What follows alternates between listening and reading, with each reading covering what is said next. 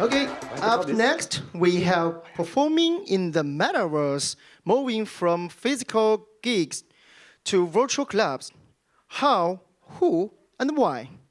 Please join us. Welcome Martin Sawtell from Dell Technologies.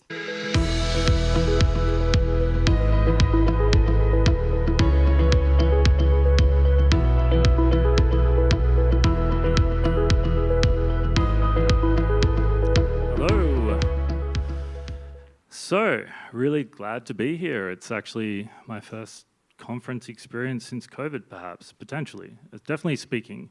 So I'd like to make the point that I'm used to doing Zoom calls, not this kind of stage presence.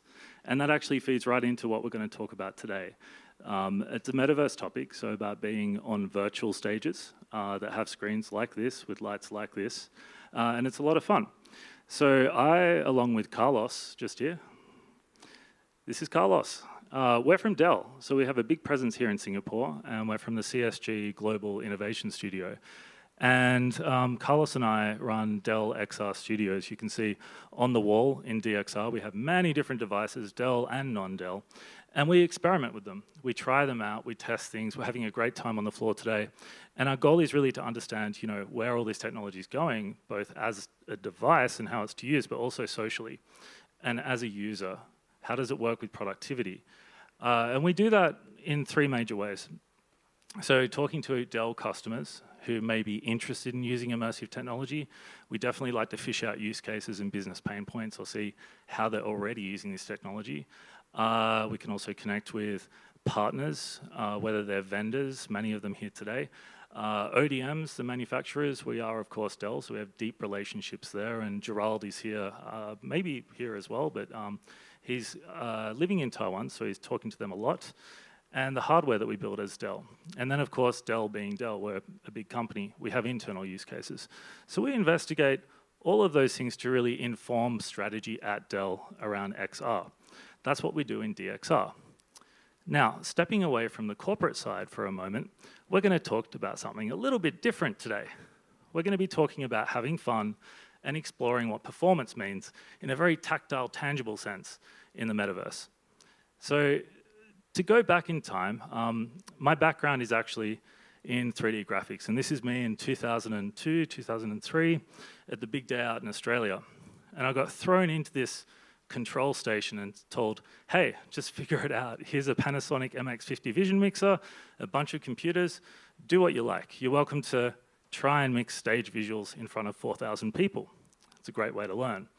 So it was a lot of fun, and that eventually kicked me into 3D graphics, and what brought me to Singapore 9 years ago was to come to Lucasfilm. Unfortunately, Lucasfilm has decided to move on from Singapore recently, so if there's anybody here from there, my heart goes out to you, and I hope here we can find some more opportunities for you. So it was a great journey, and I'd love to come back to doing that again. And just a footnote as well. This may be a little haphazard as a presentation. I'm in the middle of relocating to Boston. I fly out on Friday, so I have to rush home and pack my home. So things have changed a bit. We've had COVID. I still love drum and bass from the early 2000s, and I have a receding hairline. I haven't been out much. So I've been doing this. I've been experimenting online, going to virtual clubs. There's some great content on YouTube that explains what this is like. And the platform we're going to talk about today is VRchat. My points of view are not exclusive to VRchat. It just happens to be the platform that I'm using to explore this. So you can do anything from, in the top left, go to a cool gig with a cool avatar. There's projection screens behind where you can stream to the screen as well as the music you're playing. The lights around here would actually be flashing in response to the music. Some of the levels or worlds even have DMX integration. You can run an actual lighting board at your home, build a virtual world as a club, and then actually go that far with the technology. In the bottom left, I've kind of been doing that with an old Half-Life level. And on the bottom right, yes, the aspiration is to have full body tracking. Not always necessary, but it's a lot of fun. So we'll play a short video of what it's like. So often the entrances to clubs are in kind of similar dingy alleyways. A little bit of a journey to go in. The graffiti could change from time to time depending on the artist contributing. as you walk into the space, it's very similar to walking into a club. I actually did the club scene in Ready Player One, the crowd simulation, so it's dear to me as well. And then you get visuals on a screen, and it's that fun. You can actually rock out. There's people that dance there for exercise. You can have 30 people in full body tracking, or 50 or 80 people rocking out on a dance floor, their own avatars that they've made and customized, doing all kinds of things. And yes, even pole dancing is a thing. People have physical poles in real life and actually pole dance with full body tracking, and you can see it. It's nuts. There are big name DJs. I think his world here is coming up. He plays in real life to thousands of people and does experiences online. You can also do little sidebar conversations. People do break off and have chats in hallways. You can get to know each other. And then, of course, kind of the holy grail and where this is all going, and I'll show you at the end, is hybrid events. How do you tie a real club or real event with a virtual one? That's what people are doing too. So, let's go all Wes Anderson on you. I didn't have time to make an AI video. I really wanted to. But anyway, you need a VR headset. You need some way to make music. DJ decks are great fun. The digital kind are easier because you can link it with a MIDI signal to various things, or you can double up with the MIDI buttons.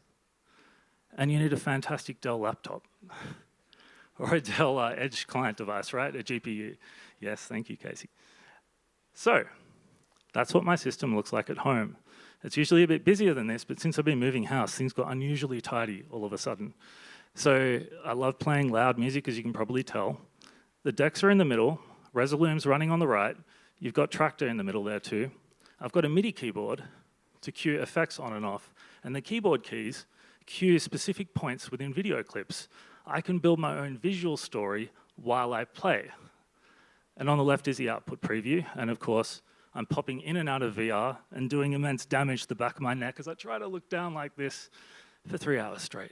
It's fun. So as far as a bit of a recipe goes, we've mentioned the decks, the MIDI controller's there. You can pick up those MIDI signals in whichever window you have hooked up to MIDI devices. I can probably get those MIDI devices to actually work on Tractor too. The one-handed keypad to the left of the decks is something I use to switch video clips. So I can actually do all this blind. I'm a big flight simulator fan. Some of this equipment comes from that as well. You need a good GPU, you need a VR headset, and the weirdest thing is that people are most excited, even though they've got full body tracking, thousands of dollars of VR equipment, and you're in a world, and then you turn your webcam on the stream, on the screen behind you, they're like, wow, that's you! And I'm like, it's a webcam. Anyway, it's funny.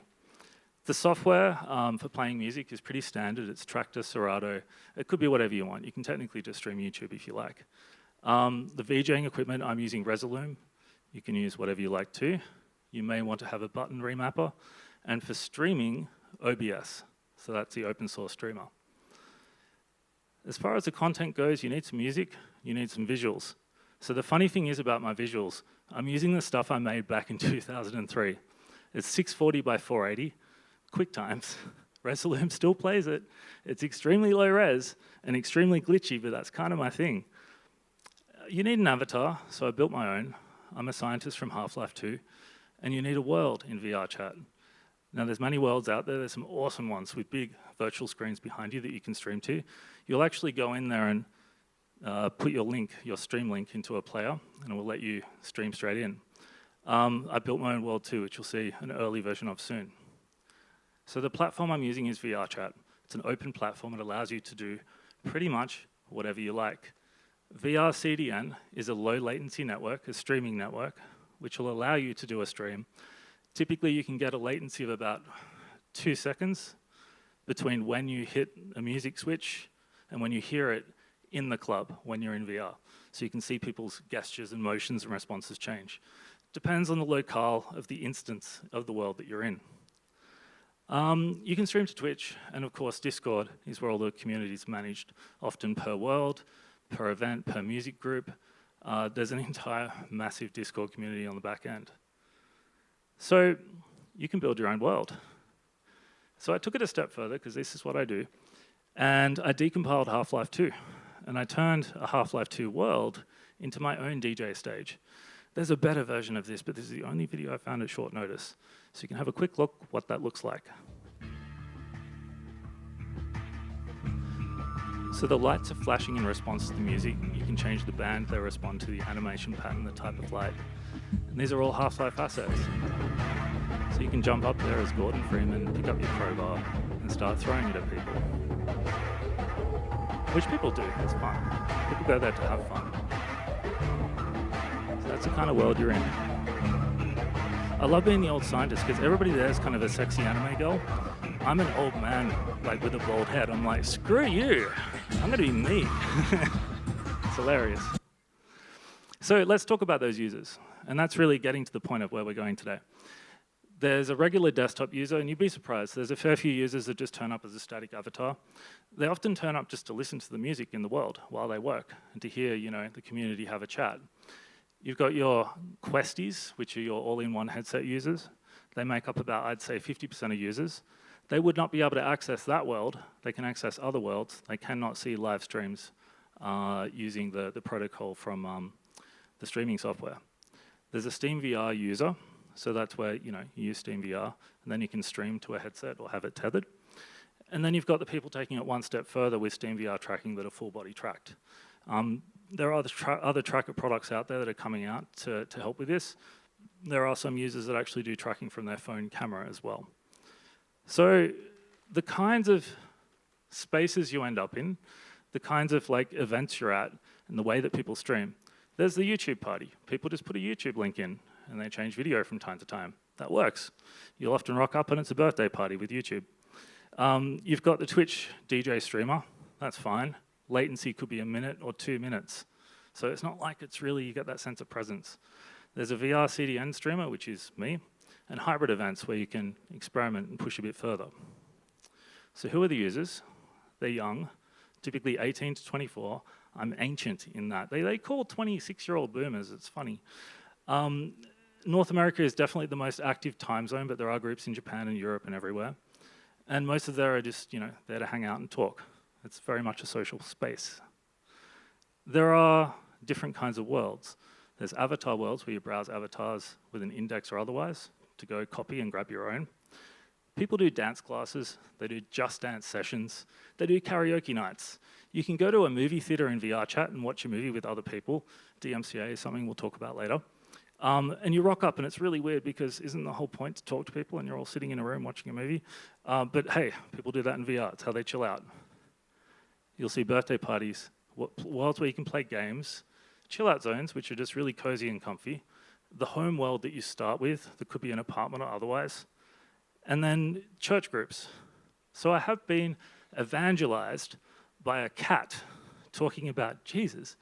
And we're having a great conversation about embodiment and God and what it means to be embodied, and Jesus and the concept of that, right? And this goose with a pizza box on its head turns up and interjects perfectly with amazing conversation points. We figured out it was a chatbot.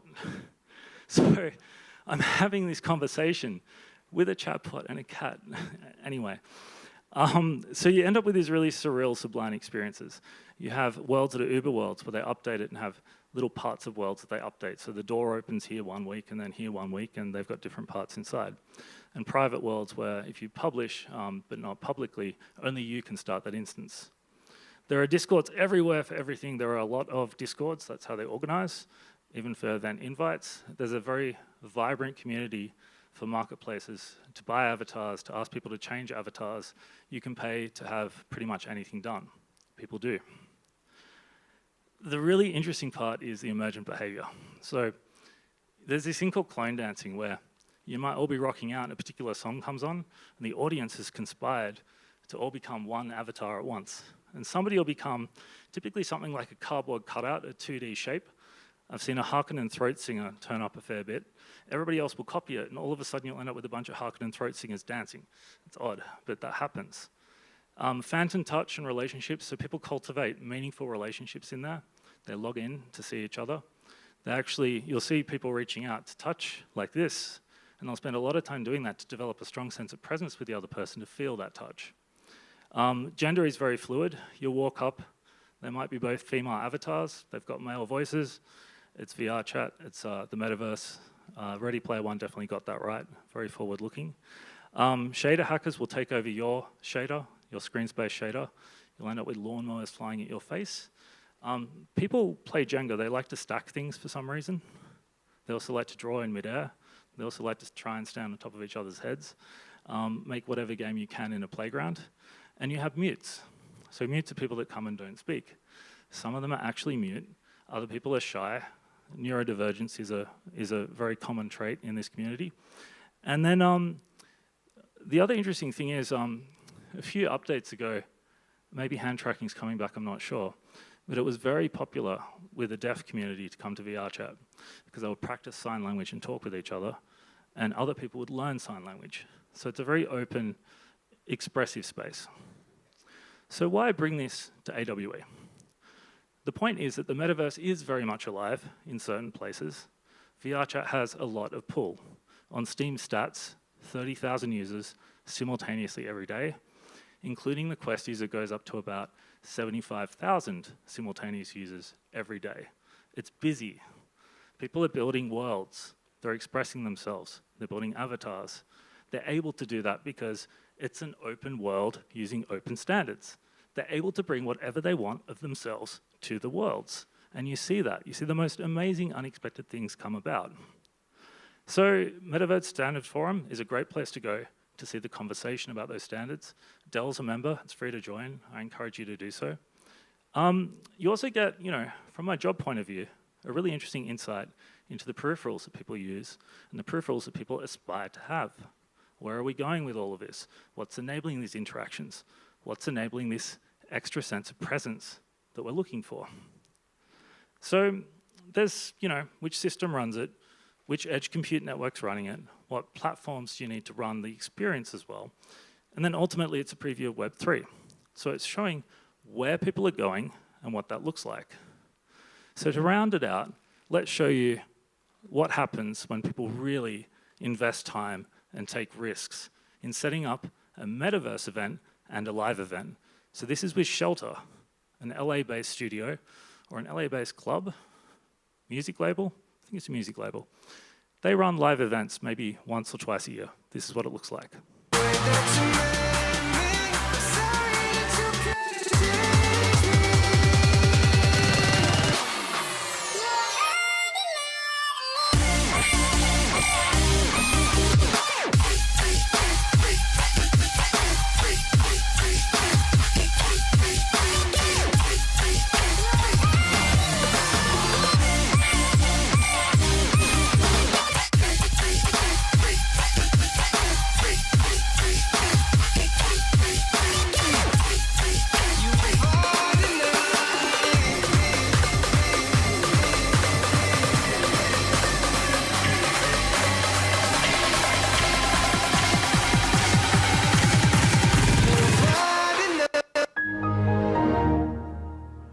That happens too.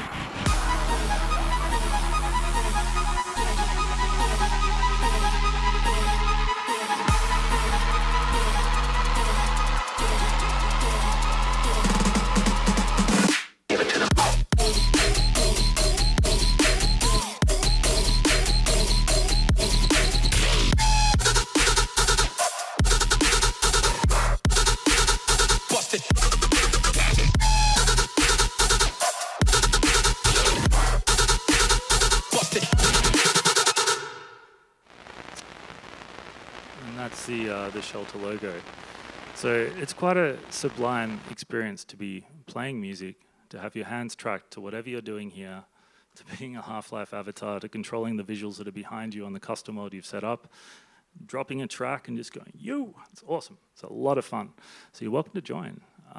Any questions about what that's like, the technology involved, the subcultures doing it, or perhaps the future prospects of these experiences? Keen to hear. One back there, I think. It's kind of bright, but yep. Joe.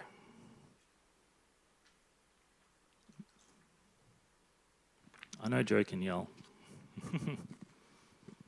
What do you think the next evolution is? I mean, obviously you've got full body tracking at the moment. How do you see haptics or EEGs or any of those things coming along? So the thing is that, when you do full body tracking at the moment, Most people are doing Steam VR. So they need to invest a fair bit of money. And then their batteries start failing, so their legs get stuck like this, right? I've seen other systems come out. There's ones from other manufacturers where there's little discs, and I think it connects to a phone and they're inertial. So you just have to recalibrate every now and again. So you get these glitches. It's actually really fun seeing glitches when you're there and becoming understanding of that. One of the weirdest things about full body tracking as far as emergent behavior goes, in your first few times there, you might see a few people just horizontal on the ground, and you think, ask somebody, what's that person doing? Are they, did the batteries run out or something? No, they're sleeping. Like, oh, so they're pretending to, no, they're actually sleeping. So people actually go to sleep in VRchat, in VR, and wake up again in VR with full body tracking. It's bizarre, but yeah, I mean, it's popular. The question is accessibility and usability, and where do you need to do that, right? So portability would be, a big thing there. Yeah. I think, which system does it then work with? So that's why I find it so surprising that people that go to the trouble of setting all this up are just so thrilled that there's a webcam involved. Yep. Any other questions?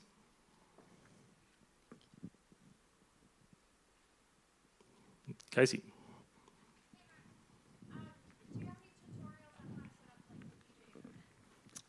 That's actually not a bad idea to do a tutorial on that. No, I don't, but I could make one when I get settled in a couple of months. Or just call me. Or we can do it in VRchat. Just drop in. Yeah. Happy to take any more, otherwise, we can catch up in the Metaverse. Fantastic.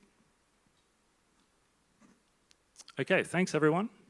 Really enjoyed it, and brief, interlude from work stuff to see, how people are applying this in a creative sense and having a bit of fun. Awesome, thank you.